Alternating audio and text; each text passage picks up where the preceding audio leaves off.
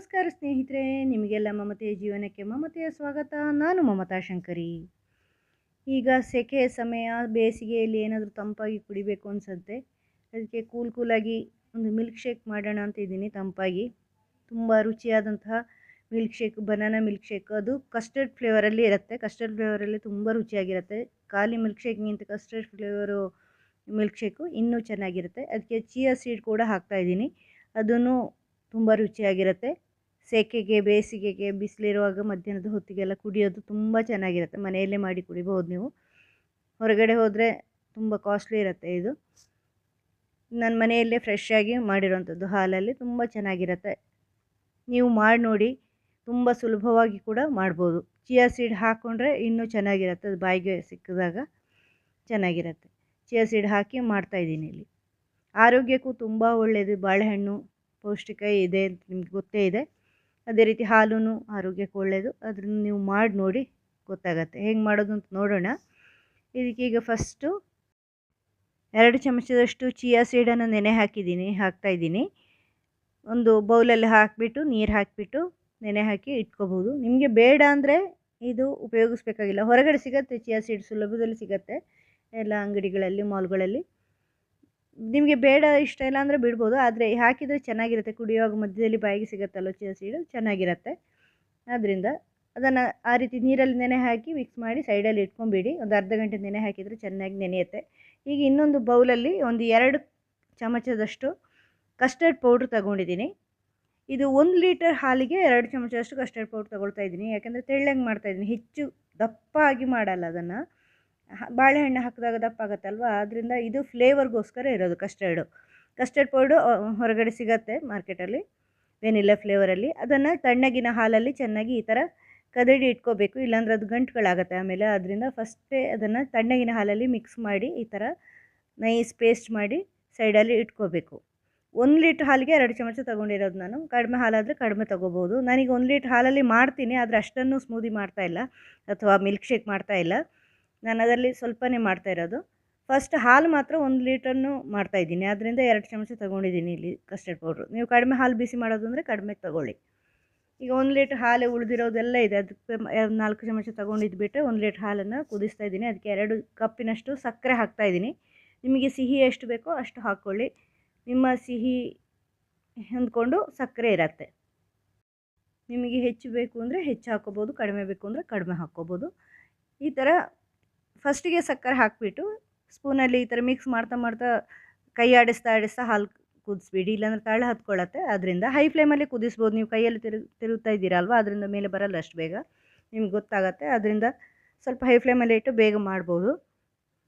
ಕುದಿಯೋವರೆಗೂ ಚೆನ್ನಾಗಿ ಕುದಿಬೇಕಷ್ಟೇ. ಇದು ಸ್ಮೂದಿಗಿಂತ ಸ್ವಲ್ಪ ತೆಳ್ಳಗೆ ಮಾಡ್ತಾಯಿದ್ದೀನಿ ನಾನು, ಅಂದರೆ ಸ್ವಲ್ಪ ಮಿಲ್ಕ್ ಶೇಕ್ ಟೈಪಲ್ಲಿ ಮಾಡ್ತಾಯಿದ್ದೀನಿ.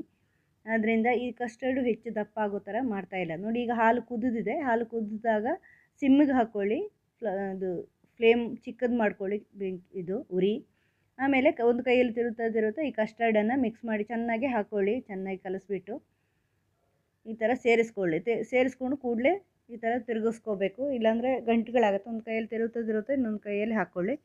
ಆಮೇಲೆ ಇದು ಕುದಿಯೋವರೆಗೂ ಒಂದು 2 ನಿಮಿಷ ಕುದಿಯೋವರೆಗೂ ಕುದಿಸ್ಬೇಕು. ಯಾಕಂದರೆ ಆ ಕಸ್ಟರ್ಡ್ ಪೌಡ್ರ್ ಬೇಯಬೇಕು ಹಾಲಲ್ಲಿ. ಆದ್ದರಿಂದ ಇದನ್ನು ಕುದಿಸ್ಬೇಕು ಚೆನ್ನಾಗಿ. ಕೈ ಬಿಡದೇ ತಿರುಗಬೇಕು, ತಳ ಹತ್ಕೊಳ್ಳುತ್ತೆ, ದಪ್ಪ ಇರುತ್ತೆ. ಅದರಲ್ಲಿ ಕಾರ್ನ್ಫ್ಲೋರ್ ಇರುತ್ತೆ. ಅದರಿಂದ ನೀವು ಜಾಸ್ತಿ ಕಸ್ಟರ್ಡ್ ಪೌಡ್ರ್ ಹಾಕಿದರೆ ಹಾಲು ದಪ್ಪ ಆಗುತ್ತೆ. ನಾನು ಅದಕ್ಕೆ ಕಡಿಮೆ ಹಾಕಿದ್ದೆ, ಫ್ಲೇವರ್ ಮಾತ್ರ ಬರೋಕ್ಕೆ. ಫ್ಲೇವರ್ಗೋಸ್ಕರ ಕಸ್ಟರ್ಡ್ ಪೌಡ್ರ್ ಹಾಕಿರೋದು ನಾನು. ಬರೀ ಮಿಲ್ಕ್ ಶೇಕ್ ಮಾಡೋದ್ರಿಂದ ಈ ಕಸ್ಟರ್ಡ್ ಫ್ಲೇವರ್ ಮಿಲ್ಕ್ ಶೇಕ್ ತುಂಬಾ ಚೆನ್ನಾಗಿರುತ್ತೆ, ತುಂಬ ಟೇಸ್ಟಿ ಇರುತ್ತೆ. ನೀವು ಮಾಡಿ ನೋಡಿ, ಗೊತ್ತಾಗುತ್ತೆ ನಿಮಗೆ, ತುಂಬ ರುಚಿಯಾಗಿರುತ್ತೆ. ಈ ಥರ ಚೆನ್ನಾಗಿ 2 ನಿಮಿಷ ಕುದಿಸಿ ಸ್ಟವ್ ಆಫ್ ಮಾಡಿ ತಣ್ಣಗಾಗೋಕ್ಕೆ ಬಿಟ್ಟಿದ್ದೀನಿ. ತುಂಬ ನಾರ್ಮಲ್ ಟೆಂಪ್ರೇಚರ್ಗೆ ಬರಬೇಕು ಅದು. ಅಥವಾ ನೀವು ಫ್ರಿಜ್ಜಲ್ಲಿಟ್ಟು ಆಮೇಲೆ ಇದನ್ನು ಮಾಡಿದರೂ ಓಕೆ. ನಾರ್ಮಲ್ ಮಿಲ್ಕ್ ಶೇಕ್ ಮಾಡಿ ಫ್ರಿಜ್ಜಲ್ಲೂ ಇಡ್ಬೋದು, ಅಥವಾ ಮೊದಲೇ ಹಾಲು ಫ್ರಿಜ್ಜಲ್ಲಿಟ್ಟು ಆಮೇಲೆ ಇದು ಬಾಳೆಹಣ್ಣನ್ನು ಮಿಕ್ಸ್ ಮಾಡ್ಕೋಬೋದು. ಈಗ ನೋಡಿ, ಬಾಳೆಹಣ್ಣನ್ನು ನಾನು ಮಿಕ್ಸಿಗೆ ಕಟ್ ಮಾಡಿ ಹಾಕ್ತಾಯಿದ್ದೀನಿ. ಚೆನ್ನಾಗಿ ಹಣ್ಣಾಗಿರೋಂತಹ ಬಾಳೆಹಣ್ಣಿದು 2 ಬಾಳೆಹಣ್ಣು ಮಾತ್ರ ಹಾಕ್ಕೊಂಡಿದ್ದೀನಿ ನಾನಿದು. 2 ಬಾಳೆಹಣ್ಣು ಹಾಕ್ಕೊಂಡು ಮಾಡ್ತಾಯಿದ್ದೀನಿ. ಹೆಚ್ಚು ಮಾಡ್ತಾಯಿಲ್ಲ, ಸ್ವಲ್ಪನೇ ಮಾಡ್ತಾಯಿರೋದು. ಉಳಿದಿರೋದನ್ನು ಕಸ್ಟರ್ಡೇ ಮಾಡ್ತಾಯಿದ್ದೀನಿ ನಾನು. ಸ್ವಲ್ಪ ಹೆಚ್ಚು ಕಸ್ಟರ್ಡ್ ಪೌಡ್ರ್ ಹಾಕಿ ಆಮೇಲೆ ಹಣ್ಣುಗಳು ಹೆಚ್ಚು ಹಾಕಿದರೆ ಅದು ಕಸ್ಟರ್ಡ್ ಆಗುತ್ತೆ. ಇನ್ನೊಂದು ಸಾರಿ ಕಸ್ಟರ್ಡ್ ಮಾಡೋದು ನಾನು ವೀಡಿಯೋ ಮಾಡ್ತೀನಿ. ಈಗ ಬಾಳೆಹಣ್ಣನ್ನು ಮಿಕ್ಸಿ ಜಾರಿಗೆ ಹೆಚ್ಚಿಬಿಟ್ಟು ಹಾಕ್ತಾಯಿದ್ದೀನಿ, ಚಿಕ್ಕದಾಗಿ ಕಟ್ ಮಾಡಿಬಿಟ್ಟು. ಹಾಕ್ತಾಯಿದ್ದೀನಿ. 2 ಬಾಳೆಹಣ್ಣು ಅಷ್ಟೇ ಹಾಕಿರೋದು, ಹೆಚ್ಚು ಹಾಕಿಲ್ಲ. ಇದನ್ನು ಈಗ ರುಬ್ಕೊಳ್ಬೇಕು. ಮಿಕ್ಸಿ ಜಾರಲ್ಲಿ ಹಾಕಿಬಿಟ್ಟು ಏನು ಹಾಕಲ್ಲ ಇದಕ್ಕೆ, ಬರೀ ಬಾಳೆಹಣ್ಣನ್ನು ಮಿಕ್ಸಿ ಜಾರಲ್ಲಿ ರುಬ್ಕೊಳ್ತಾ ಇದ್ದೀನಿ. ನುಣ್ಣಗಾಗಿರುತ್ತೆ. ಸ್ವಲ್ಪ ತುಂಡು ತುಂಡು ಉಳಿದ್ರೂ ಪರವಾಗಿಲ್ಲ, ಚೆನ್ನಾಗೇ ಆಗುತ್ತೆ ಅದು ಕುಡಿಯುವಾಗ. ಈಗ ನೋಡಿ, ಇದೊಂದು ರೂಮ್ ಟೆಂಪ್ರೇಚರ್ಗೆ ಬಂದಿದೆ. ರೂಮ್ ಟೆಂಪ್ರೇಚರ್ಗೆ ಬಂದು ನೀವು ಫ್ರಿಜ್ಜಲ್ಲಿ ಇಟ್ಬಿಟ್ಟು ಆಮೇಲೆ ಮಿಕ್ಸಿಗೆ ಹಾಕಿದ್ದು ಓಕೆ. ಅದಕ್ಕಿಂತ ಹೀಗೆ ನಾನು ಹಿಂಗೆ ಮಾಡ್ತೀನಿ ಸಾಮಾನ್ಯವಾಗಿ. ರೂಮ್ ಟೆಂಪ್ರೇಚರ್ ಬಂದ ಮೇಲೆ ಮಿಕ್ಸಿ ಜಾರಿಗೆ ಬಾಳೆಹಣ್ಣು ಹಾಕಿದ್ದೀನಲ್ವ, ಅದಕ್ಕೆ ಒಂದು ಸ್ವಲ್ಪ ಎಷ್ಟು ದಪ್ಪ ಬೇಕು ನಿಮಗೆ, ಎಷ್ಟು ದಪ್ಪ ಆಗೋಷ್ಟು ಹಾಲನ್ನು ಮಿಕ್ಸ್ ಮಾಡ್ಕೋಬೇಕು. ನಿಮಗೆ ಮಿಲ್ಕ್ ಶೇಕ್ ಎಷ್ಟು ದಪ್ಪ ಬೇಕು ಅಂತ, ಕುಡಿಯೋ ಥರ ಬೇಕು ಅಂದರೆ ಸ್ವಲ್ಪ ಹೆಚ್ಚೇ ಹಾಕ್ಕೋಬೋದು. 2 ಗ್ಲಾಸು ಇದು ಹಾಲನ್ನು ಇದಕ್ಕೆ ಸೇರಿಸ್ಕೊಳ್ತಾ ಇದ್ದೀನಿ. ಕಸ್ಟರ್ಡ್ ಮಿಕ್ಸ್ ಮಾಡಿರೋಂಥ ಹಾಲದು ರೂಮ್ ಟೆಂಪ್ರೇಚರಿಗೆ ಬಂದಿದೆ. ಸಕ್ಕರೆನೂ ಅದಕ್ಕೆ ಹಾಲಿಗೆ ಹಾಕಿದ್ದೀನಿ, ಅದರಿಂದ ಸಿಹಿ ಅದರಲ್ಲೇ ಇರುತ್ತೆ, ಅದರಿಂದ ಬೇರೆ ಸಕ್ಕರೆ ಹಾಕಬೇಕಾಗಿಲ್ಲ. ಮಿಕ್ಸಿ ಜಾರ್ಗೆ ಹಾಕಿ ಇನ್ನೊಂದು ಸಾರಿ ಅದನ್ನು ರುಬ್ಕೊಳ್ಬೇಕು. ರುಬ್ಕೊಳ್ಳೋದು ಅಂದರೆ ಜಸ್ಟ್ ಅದು ತಿರುಗಿಕೊಂಡ್ರೆ ಸಾಕು. ನೀವು 1-2 ಸಾರಿ ಆ ಹಾಲು ಮತ್ತು ಹಣ್ಣು ಮಿಕ್ಸ್ ಆಗಬೇಕು. ನೋಡಿ, ಇದೀಗ ಮಿಕ್ಸ್ ಆಗಿದೆ. ನೋಡಿ, ಈ ಥರ ಮಿಕ್ಸ್ ಆಗಿದೆ.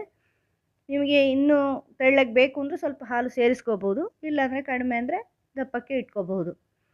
ಈಗ ನೋಡಿ, ಒಂದು ಪಾತ್ರೆಗೆ ಅದನ್ನು ಹಾಕ್ಕೊಂಡಿದ್ದೀನಿ, ಮಿಕ್ಸಿ ಜಾರಿಂದ ಸೇರಿಸ್ಕೊಂಡಿದ್ದೀನಿ ಇನ್ನೊಂದು ಪಾತ್ರೆಗೆ.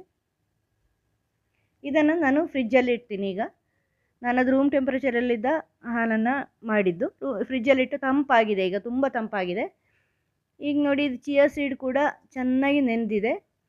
ಇದನ್ನು ಫಸ್ಟ್ ಗ್ಲಾಸಿಗೆ ಹಾಕ್ಕೊಳ್ತಾ ಇದ್ದೀನಿ. 1 ಸ್ಪೂನ್ನಷ್ಟು ಒಂದು ಗ್ಲಾಸಿಗೆ, ಕುಡಿಯೋ ಗ್ಲಾಸಿಗೆ ಹಾಕ್ಕೊಳ್ತಾ ಇದ್ದೀನಿ, ಯಾವುದರಲ್ಲಿ ನಾವು ಮಿಲ್ಕ್ ಶೇಕ್ ಮಾಡ್ತೀವೋ ಅದಕ್ಕೆ. ಆಮೇಲೆ ಅದಕ್ಕೆ ಈ ಮಿಲ್ಕ್ ಶೇಕನ್ನು ಹಾಕ್ಕೊಂಡ್ರೆ ಆಮೇಲೆ ಕುಡಿಯೋದು ತುಂಬ ರುಚಿಯಾಗಿರುತ್ತೆ.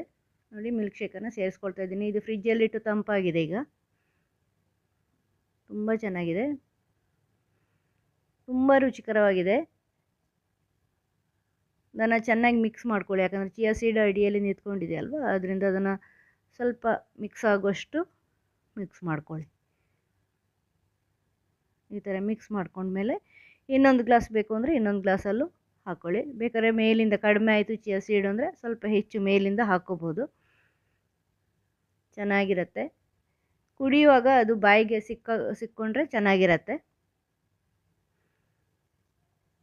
ಈಗ ನೀವು ಮಿಕ್ಸಿಲಿ ರುಬ್ಬುವಾಗ ಸ್ವಲ್ಪ ಬಾಳೆಹಣ್ಣು ಉಳಿದ್ರೂ ಪರವಾಗಿಲ್ಲ, ಚೆನ್ನಾಗೇ ಆಗುತ್ತೆ. ಅಂದರೆ ಬಾಯಿಗೆ ಮಧ್ಯೆ ಮಧ್ಯೆ ಬಾಳೆಹಣ್ಣು ಸಿಕ್ಕಿದರೆ ಚೆನ್ನಾಗಿರುತ್ತೆ. ಅದೇ ರೀತಿ ಈ ಚಿಯಾ ಸೀಡು ಸಿಕ್ಕಿದರೆ ಚೆನ್ನಾಗಿರುತ್ತೆ. ಉಳಿದಿರೋ ಚಿಯಾ ಸೀಡನ್ನು ಇನ್ನೊಂದು ಗ್ಲಾಸಿಗೆ ಹಾಕ್ಕೊಂಡಿದ್ದೀನಿ.